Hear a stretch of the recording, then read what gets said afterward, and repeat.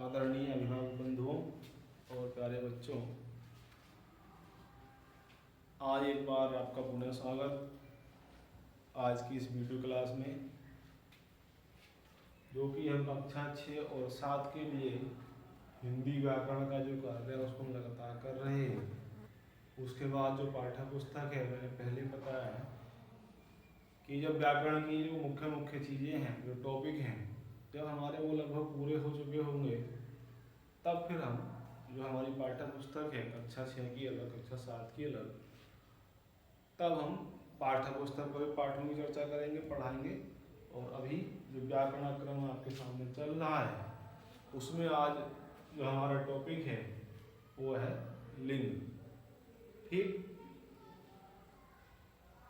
परिभाषा लिख सकते हैं या सीधे हम बल्कि प्रश्न के रूप में लिखते हैं। तो लिंग पर हम बात करेंगे कि लिंग किसे कहते हैं और कितने प्रकार के होते हैं। तो आप प्रश्न लिखेंगे पहले कि लिंग से आप क्या समझते हैं। प्रश्न है हमारा, लिंग से आप क्या समझते हैं।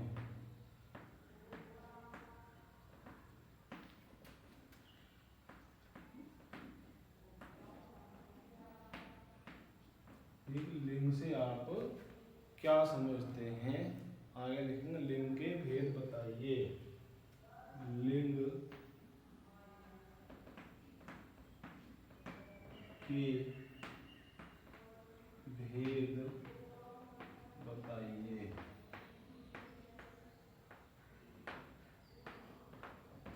ठीक, जो हमारा टॉपिक है उसका प्रश्न है, पहले उसको देख लेंगे, समझ लेंगे। लिंग से आप क्या समझते हैं, लिंग के भेद बताइए। ठीक है, तो पहले हमें लिंग क्या है वो बताना है, उसके बाद लिंग के कितने भेद हैं उस पर हम बात करेंगे। हो सकता है जो कक्षा 7 के विद्यार्थी हैं उन्हें जानकारी हो या वो पिछली कक्षा में पढ़ चुके हों, लेकिन जो कक्षा 6 के विद्यार्थी हैं शायद वो ना पढ़ पाए हों। फिर भी क्योंकि बड़ी कक्षाओं तक भी 7 के बाद कक्षा 8 में भी और आगे भी हिंदी और अंग्रेजी में लिंग पर बात होती है कि क्या है, कितने भेद हैं। ठीक है, तो आज हम लिंग से आप क्या समझते हैं, लिंग के कितने भेद हैं, इस पर समझेंगे और लिखेंगे। ठीक, तो पहला हमारा हेडिंग है लिंग। परिभाषा में इसके लिखेंगे, हेडिंग डाल देंगे लिंग, यह बताना किसे कहते हैं। ठीक, लिखेंगे आगे कि शब्द के जिस रूप से, चाहे समझ लें पहले कि शब्द हम प्रयोग करते हैं वाक्यों में, जिन शब्दों को हम बोलते हैं अपनी बात कहने के लिए या किसी वाक्य में हम शब्दों का प्रयोग करते हैं, तो सीधी सी बात यह है कि ऐसे शब्द या शब्द के जिस रूप से स्त्री या पुरुष जाति का बोध होता है, हमें स्त्री या पुरुष जाति की जानकारी मिलती है जिन शब्दों से, उसे हम क्या कहते हैं, उसे हम लिंग कहते हैं। ठीक, लिख लेंगे हम, लिखेंगे शब्द के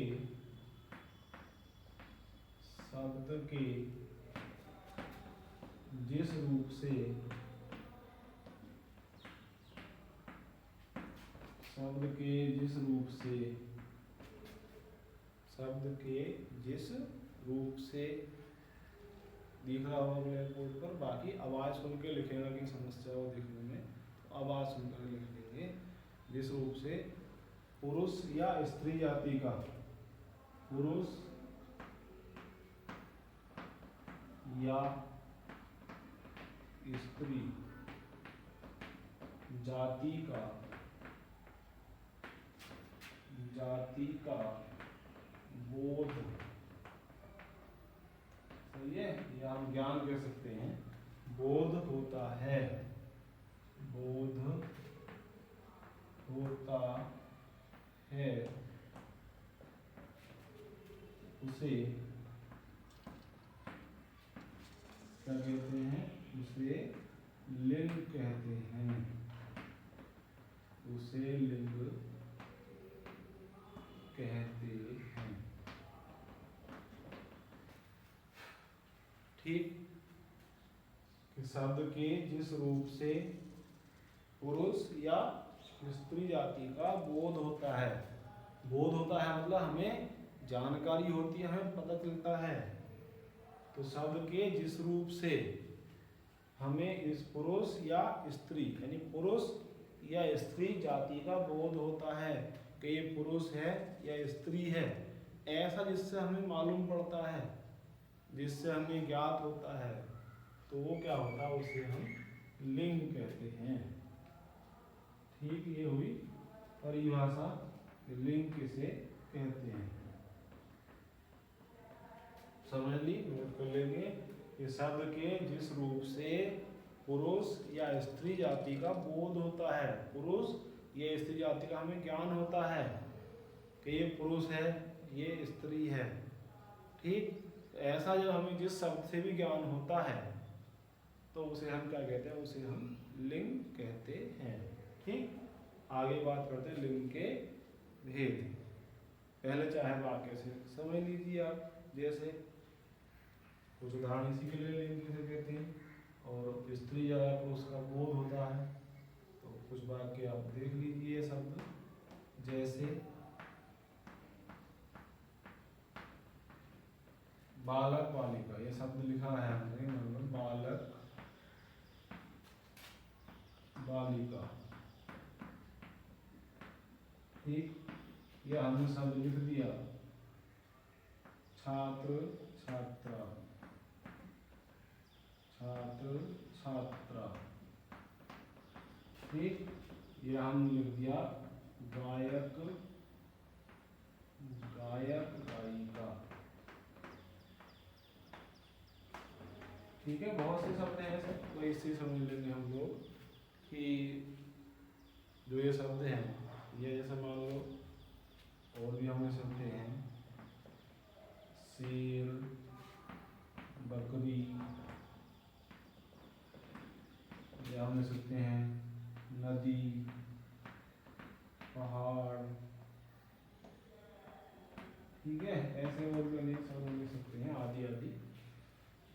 तो पहली बात हमने पढ़ी, उसको समझेंगे, फिर इन शब्दों पर देखेंगे और समझ में आसानी से आपको आ जाएगा।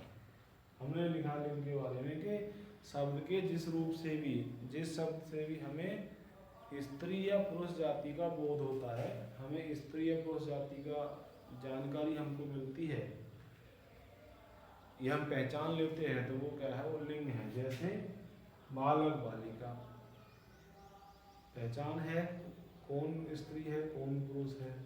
बालक बालिका, हमने बालक शब्द बोला तो हमने समझ लिया ये पुरुष में है, बालिका स्त्री जाति में आएगी, छात्र पुरुष में आएगा, और छात्रा स्त्री जाति का बोध होता है। तो छात्र बोला तो पुरुष जाति का हमें एहसास हुआ, छात्रा शब्द बोल दिया तो स्त्री जाति को हम समझ लेंगे स्त्री लेडीज में है। ऐसे ही गायक गायिका, गायक से हमने समझा पुरुष है और गायिका से हमने समझा स्त्री है, जबकि शब्द में थोड़ा लिखा हुआ है पुरुष है स्त्री है, ये तो गीत गाने वाले हैं दोनों, गायक गायिका यानी गीत गाने वाले, इसमें लिखा तो नहीं ये पुरुष है स्त्री है, लेकिन क्या है, ये शब्द हमें बोध कराते हैं, ये शब्द ही हमें जान देते हैं ये जो है स्त्री है ये पुरुष है, हमें शब्द से पता चलता है, और जिस शब्द से पता चलता है स्त्री पुरुष वही है लिंग। तो क्या है, गायक, गायक क्या है पुरुष, गायिका क्या है स्त्री, शेर बकरी,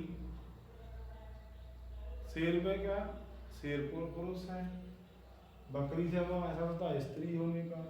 नदी पहाड़, नदी पहाड़, नदी क्या होगी स्त्री का जाति का बोध, पहाड़ से क्या होगा पुरुष जाति का बोध, पहाड़ इन पुरुष की श्रेणी में जाएगा और नदी स्त्री की श्रेणी में।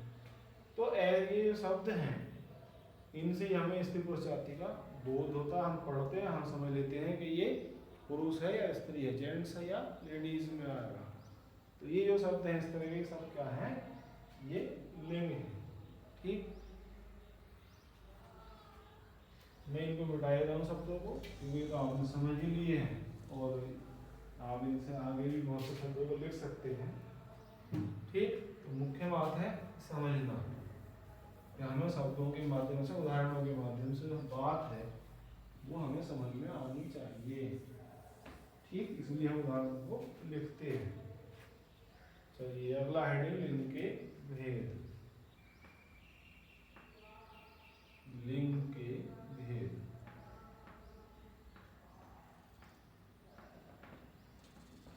लिंग के भेद, थोड़ा चौका सही नहीं है और स्पष्टता शायद कम आ रही होगी ब्लैक बोर्ड पर, फिर भी लिखें, थोड़ा देखते हो सुनते हो। लिंग के भेद, अब कितने भेद होते हैं तो लगभग आपको मालूम है, 2 भेद।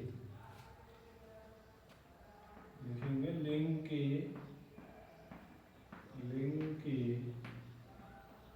मुख्य रूप से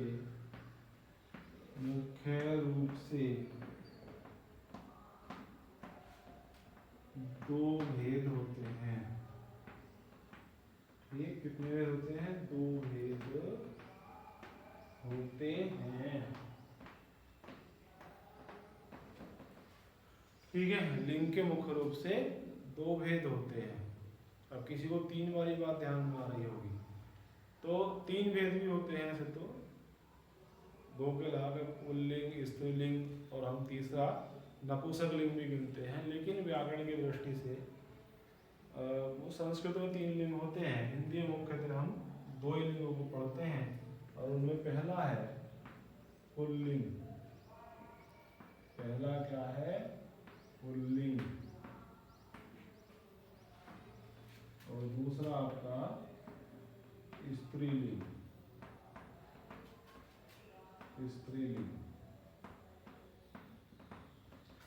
ठीक है, 2 होते हैं, पहला पुल्लिंग और दूसरा स्त्रीलिंग।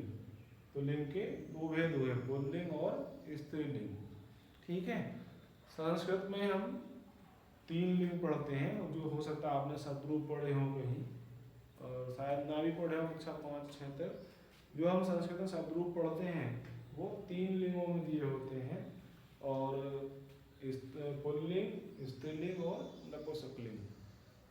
लेकिन मुख्य रूप से जो है, जो हिंदी में दर्शाए हो, 3 ही भेद, 2 ही भेद होते हैं, पुल्लिंग और स्त्रीलिंग। ठीक, अब हम पहले पर बात करते हैं। पहले वाला, इसको हेडिंग के रूप में लिख लेंगे। पहला हेडिंग हम लिखेंगे पुल्लिंग।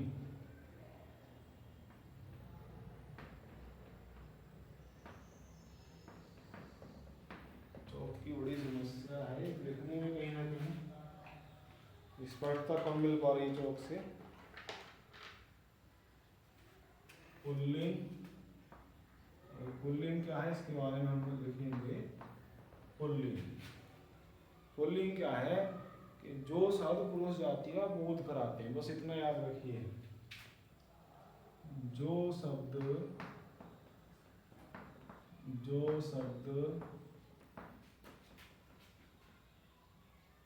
पुरुष जाति का, जो शब्द पुरुष जाति का बोध, ये ज्ञान भी लिख सकते हैं हम, जो शब्द पुरुष जाति का बोध कराते हैं,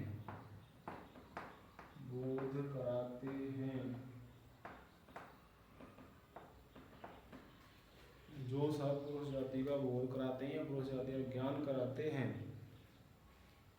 लिख लिया इतना, उन्हें पुल्लिंग कहा जाता है। उन्हें पुल्लिंग कहा जाता है।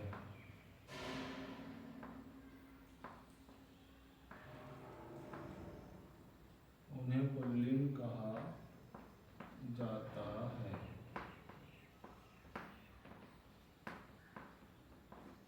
ठीक, एक तरह से परिभाषा हुई कि पुल्लिंग किसे कहते हैं। पुल्लिंग क्या है? तो जो शब्द पुरुष जाति का बोध कराते हैं या जो शब्द पुरुष जाति का ज्ञान कराते हैं, उन्हें पुल्लिंग कहा जाता है। ठीक, ये हुई पुल्लिंग किसे कहते हैं, पुल्लिंग की परिभाषा है। पुरुष जाति का बोध कराते हैं तो वो पुल्लिंग शब्द होते हैं। जैसे उदाहरण लिखेंगे कुछ, जैसे ये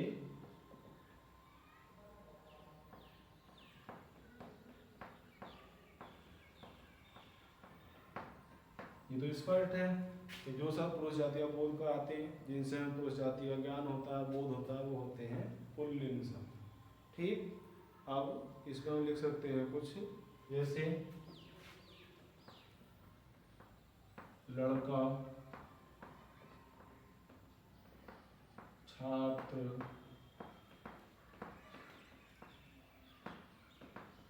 अध्यापक, गायक। जैसे लड़का, छात्र, अध्यापक, गायक,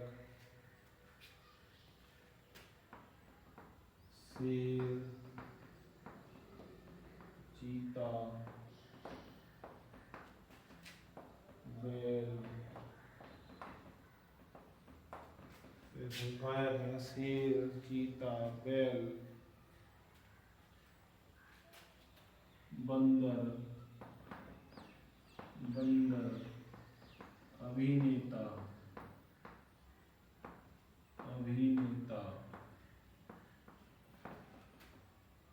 लेखक आदि। बहुत सारे शब्द आ सकते हैं, लेकिन बस इतने पर्याप्त है, समझने के लिए जरूरी है। तो दोनों बातों को समझ लेंगे ठीक से। पहले तो आपने पुल्लिंग को समझा, क्या है पुल्लिंग, जो आप बोर्ड पर देख पा रहे हैं।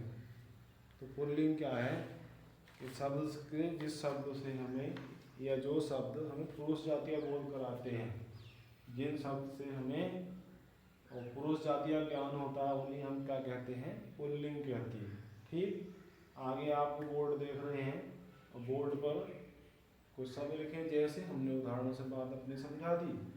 लड़का, छात्र, अध्यापक, गायक, शेर, चीता, बैल, बंदर, अभिनेता, लेखक आदि। ये सब क्या है, ये सब पुल्लिंग है। पुल्लिंग क्यों है? क्योंकि इन सभी से हमें क्या हुआ है, पुरुष जाति का बोध हुआ है। हमें ये पता लगा ये सब क्या है, पुरुष जाति के बोधक हैं, पुरुष जाति का इससे हमें एहसास हुआ है। हमने वो शब्द देखा लड़का तो हम समझे पुरुष है, छात्र पुरुष है, अध्यापक पुरुष है, गायक, शेर, चीता, बैल, बंदर, जो भी ये शब्द हैं, ये शब्द क्या है, पुल्लिंग में आते हैं। यानी इन सब शब्दों से हमें पढ़ने से, जैसे अभिनेता हमने पढ़ा तो अभिनेता पढ़ा, लेखक शब्द हमने पढ़ा और हमने समझा ये क्या है, ये सब पुरुष संबंधी है, ये पुल्लिंग है। ठीक, आगे वो लिखते हैं दूसरा भेद क्या है इसका, स्त्रीलिंग। ठीक, इसको मिटाता हूँ और आगे लिखते हैं हम स्त्रीलिंग।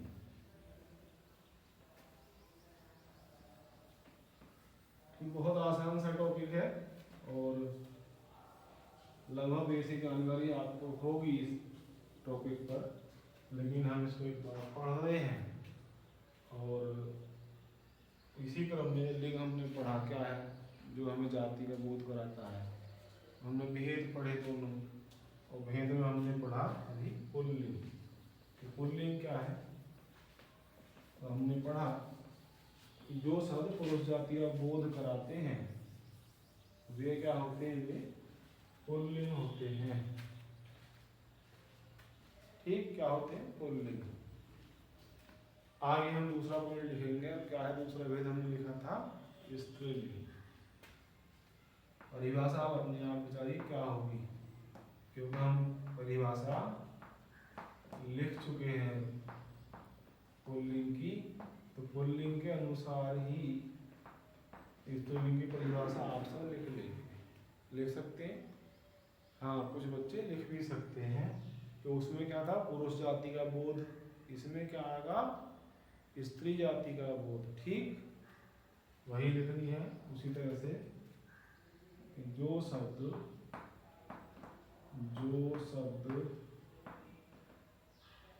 हमें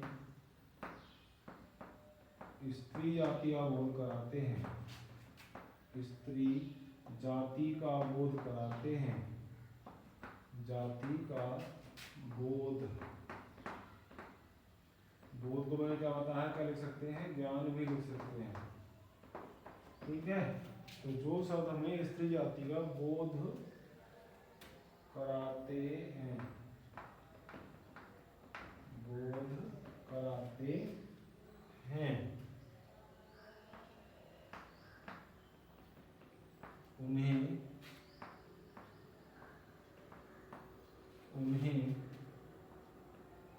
स्त्रीलिंग,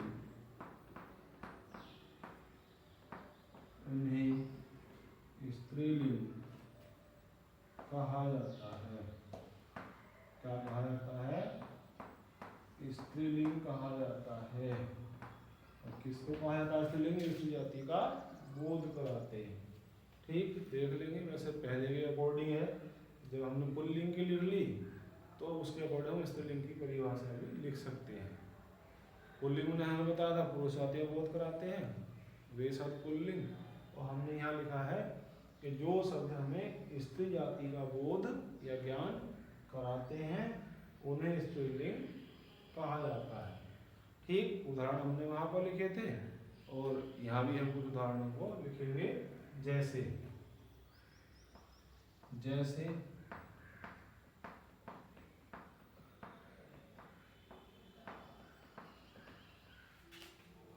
जो पहले लिखे थे उनसे मिलते हुए उधर लिख देते हैं, उनके विपरीत एकदम। जैसे लड़की, छात्रा, गायिका, लड़की, छात्रा, गायिका, अध्यापिका।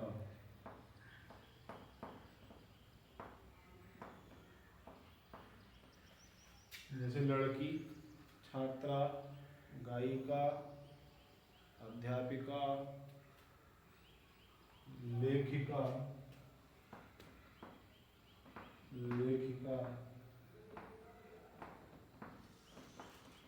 शेरनी, हमने शेर लिखा था, शेरनी,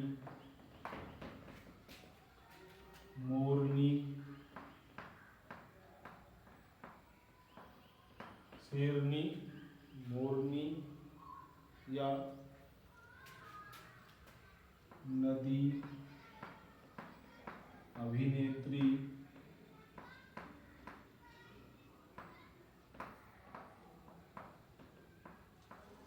ठीक है, आदि जो शब्द हैं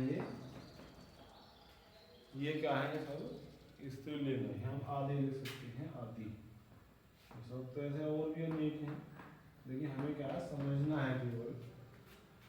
ठीक, दोनों चीज समझ लें एक बार, फिर इससे आगे बात करेंगे कि जो शब्द हमें स्त्री जाति का बोध कराते हैं उन्हें स्त्रीलिंग कहा जाता है। बिल्कुल नहीं भूलना है, ना रिवीजन की आवश्यकता पड़ेगी, बस हम एक बार समझते हुए पढ़ लें, कोई रिवीजन नहीं, और हम बड़े आराम से याद रख सकते हैं। जो आने वाला टेस्ट है या आने वाली परीक्षा होगी उसमें हम जब भी ये टॉपिक पूछते जाएगा इस टेस्ट में भी हम आराम से इसको हल कर सकते हैं। ज़रूरी है कि हम टॉपिक को साथ साथ पढ़ते और समझते चलें। ठीक, ज़रूरत हो